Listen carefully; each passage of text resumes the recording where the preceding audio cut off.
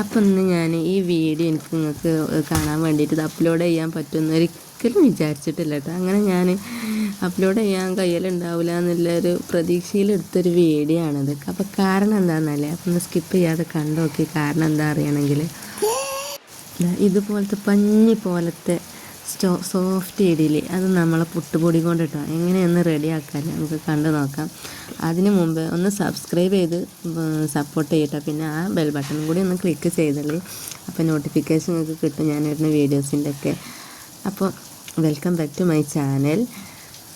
ഇനി റെഡിയാക്കി എടുക്കാം കേട്ടോ. അപ്പോൾ ചെറിയ ഒരു കപ്പാണ് അളവിലാണ് ഞാൻ എടുത്തിട്ടുള്ളത്. ഒരു 2.25 കപ്പ് ഉഴുന്നെടുത്തിട്ടുണ്ട്. അത് ഉഴുന്ന് നല്ലപോലെ കഴുകിയിട്ട് നമുക്ക് അത് കുതിർക്കാൻ വെക്കാം കേട്ടോ. നല്ലപോലെ കഴുകി കുതിർക്കാൻ വെക്കാം. കഴുകിയ ശേഷം മാത്രം കേട്ടോ. എന്താ ചോദിച്ചാൽ നമ്മൾ ആ കുതിർത്തി വെച്ച വെള്ളത്തിലാണ് ഉഴുന്ന് അരച്ചെടുക്കുക. അപ്പോൾ അങ്ങനെ അത് കുതിർത്ത് വെച്ചിട്ടുണ്ട്. ആ കുതിർത്ത ഉഴുന്ന് ഇനി ഒരു മിക്സി ജാറിലെടുത്തിട്ട് നമുക്ക് അരച്ചെടുക്കാം കേട്ടോ. നല്ല പേസ്റ്റ് രൂപത്തിൽ അടിപൊളിയായിട്ട് തന്നെ അരച്ചെടുത്തോളി. അങ്ങനെ അതിലേക്ക് കുറച്ച് ചോറും കൂടിയും ചേർക്കാം കേട്ടോ. നമ്മളെ സാധാ ചോറാണ്. ആ ചോറ് 1 കപ്പ് അളവിൽ അതും എടുത്തിട്ടുണ്ട്. ഇനി അതും നല്ലപോലെ അതും ഉഴുന്നും കൂടി മിക്സ് ചേർത്ത് നല്ലപോലെ അങ്ങോട്ട് അരച്ചെടുക്കുക. അത് നല്ല പേസ്റ്റ് രൂപത്തിൽ അങ്ങ് ഒരു തരിയൊന്നും പാടിലിട്ട് അങ്ങനെ അരച്ചെടുത്തു. ഇനി അത് നമുക്ക് മാവ് റെഡിയാക്കണം. പാത്രത്തേക്ക് അങ്ങോട്ട് മാറ്റിയെടുക്കാം. അങ്ങനെ അതിലേക്ക് മാറ്റിയെടുത്തിട്ടുണ്ട്. ഞാൻ ഉപ്പ് ചേർക്കണില്ല കേട്ടോ. ഇപ്പോൾ ഉപ്പ് ചേർത്ത് ഇനി പുളി കൂടി പോവണ്ടെന്ന് വിചാരിച്ചിട്ട് ഉപ്പ് ചേർത്തിട്ടില്ല. ഞാൻ രാവിലെ ചേർത്ത് കൊടുക്കുന്നത് അതും ചുട്ടെടുക്കുമ്പോൾ ചേർക്കുകയാണ്. നിങ്ങൾക്ക് ഇഷ്ടം പോലെ അതങ്ങനെ ചേർക്കാം കേട്ടോ പാകത്തിന്.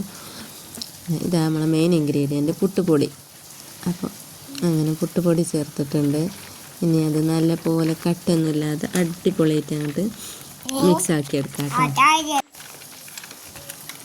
ഒരു മടിയും കൂടാതെ അങ്ങോട്ട് മിക്സാക്കിക്കോളൂ കേട്ടോ. കാരണം കട്ട ഉടയണം. ഇവിടെ ഞാൻ എന്ന് പറയുന്നത് ഞാൻ കയ്യുമ്മ ആക്കണ മടി കാരണം സ്പാച്ചിൽ വെച്ചിട്ടൊന്ന് മിക്സാക്കി നോക്കി. പക്ഷെ ഞാൻ നല്ലപോലെ മിക്സ് ആവണുണ്ടായില്ല. അപ്പോൾ ഞാൻ കൈ കൊണ്ട് തന്നെ ആയിട്ട് മിക്സാക്കി എടുത്തത്. പിന്നെ നിങ്ങൾ വിചാരിക്കുന്നുണ്ടാവും ഞാൻ എന്തുകൊണ്ടാണ് വീഡിയോ ഇടുമെന്ന് പ്രതീക്ഷിക്കാത്തതിന് കാരണം എന്താ, ഞാനിത് ഫസ്റ്റായിട്ട് റെഡിയാക്കി നോക്കുകയാണ്. അപ്പോൾ ഇത് ശരിയാവുമെന്ന് എനിക്ക് യാതൊരു പ്രതീക്ഷയില്ല. ഇഡലി വലിയ ടേസ്റ്റ് ഉണ്ടാവുമെന്നൊന്നും എനിക്ക് തോന്നിയില്ല. പക്ഷെ ഉണ്ടാക്കി നോക്കിയപ്പോൾ അടിപൊളി നല്ല പഞ്ഞി പോലത്തെ ഇഡലി കേട്ടോ. പിന്നെ അങ്ങനെ ചട്ടി നമ്മൾ ഇഡലി പാത്രത്തിൽ നിന്ന് നല്ലപോലെ ഒട്ടാതെ പോരുക. മറ്റേത് ഒട്ടിയാണ് നല്ല ബുദ്ധിമുട്ടാണ്. ഇഡലി ചൊറുക്കൊന്നും ഉണ്ടാവില്ല, കാണാൻ തന്നെ ചൊറുക്കുണ്ടാവില്ല. അങ്ങനത്തെ ഇഡലിയാണ് ഉണ്ടാവില്ല. പക്ഷെ ഇത് നല്ല അടിപൊളി നല്ല ഭംഗിയിൽ കിട്ടിയിട്ടുണ്ട് കേട്ടോ.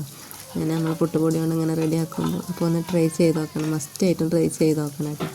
അങ്ങനെ ഞാനത് അടുപ്പത്ത് വെച്ചിട്ടുണ്ട് കേട്ടോ. മഴ ആവുകൊണ്ട് അന്തരീക്ഷത്തിൽ ചൂടുണ്ടാവില്ല. അപ്പോൾ അടുപ്പിൻ്റെ അവിടെ വെച്ച് ചൂടുണ്ട്. രാവിലെ തുറന്ന് നോക്കിയപ്പോൾ അവസ്ഥയാണ് കേട്ടത്. നല്ല പൊങ്ങി വന്നിട്ടുണ്ട്. അതൊക്കെ കാണുമ്പോൾ തന്നെ എന്തോ ഒരു സന്തോഷമാണെന്നോ.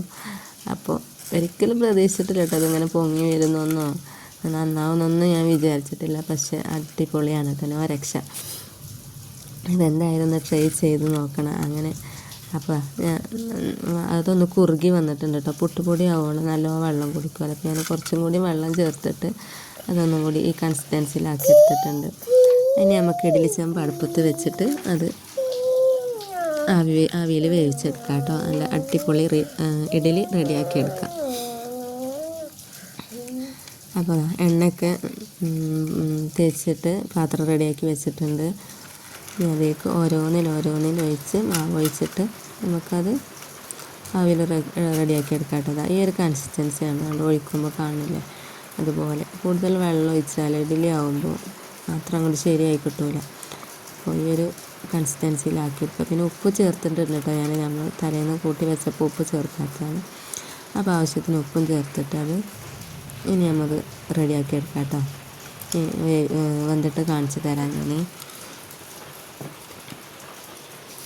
പിന്നെ രണ്ടുകൊണ്ട് പറയാണ്, സബ്സ്ക്രൈബ് ചെയ്യാൻ മറക്കണ്ട കേട്ടോ. അതൊന്ന് സബ്സ്ക്രൈബ് ചെയ്തോളൂ, ലൈക്കും ചെയ്തോളൂ കേട്ടോ. പിന്നെ നിങ്ങളെ അഭിപ്രായം കമൻറ്റ് ചെയ്യാൻ തീരെ മറക്കണ്ട.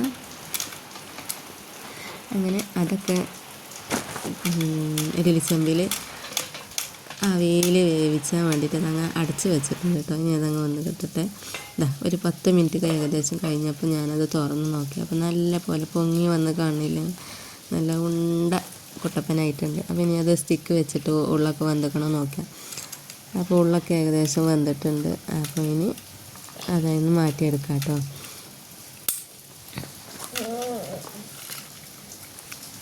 ഇത് കണ്ടോ, നല്ല സ്മൂത്തായിട്ട് പോരുന്ന പാത്രത്തിൽ നിന്ന്. ഇങ്ങനെ സാധാ നോർമൽ ഇഡലി മാവ് ഇങ്ങനെ പോരലില്ല കേട്ടോ, ഈ പാത്രത്തിൽ നിന്ന് പോരലില്ല. നിങ്ങളുടെ ഇങ്ങനെ എനിക്കറിയില്ല. ഇത് നല്ല അടിപൊളിയായിട്ട് തന്നെ സ്റ്റിക്കാവാതെ നല്ല അടിപൊളിയായിട്ട് പോന്നിട്ടുണ്ട്. അപ്പോൾ എനിക്ക് ഏറ്റവും ഇഷ്ടമായ നല്ല വൃത്തിയിൽ നല്ല ഭംഗിയിൽ തന്നെ പൂ പോലത്തെ ഇഡലി കിട്ടിയിട്ടുണ്ട് കേട്ടോ. നല്ല പഞ്ഞി പോലെയാണത്. എന്തായാലും ഒന്ന് ട്രൈ ചെയ്ത് നോക്കണം കേട്ടോ, നല്ല അടിപൊളിയാണ്. പിന്നെ നല്ല സാമ്പാറിൻ്റെ കൂടെ തക്കാളി ചട്നി തേങ്ങാ ചട്നിയൊക്കെ ആയിട്ട് ഇത് കൂട്ടി കഴിച്ചാണ്ടല്ലോ, സൂപ്പറാണ്. മസ്റ്റായിട്ടും ട്രൈ ചെയ്ത് നോക്കണം. പിന്നെ നിങ്ങൾ ഫീഡ്ബാക്ക് അറിയിക്കാൻ മറക്കണ്ടല്ലോ. പിന്നെ എല്ലാം റെഡിയാക്കി എടുത്തിട്ടുണ്ട്. പിന്നെ അടുത്ത ഒരു അടിപൊളി വീഡിയോ ആയിട്ട് വരുന്നത് വരെ ബായ്. Thanks for watching.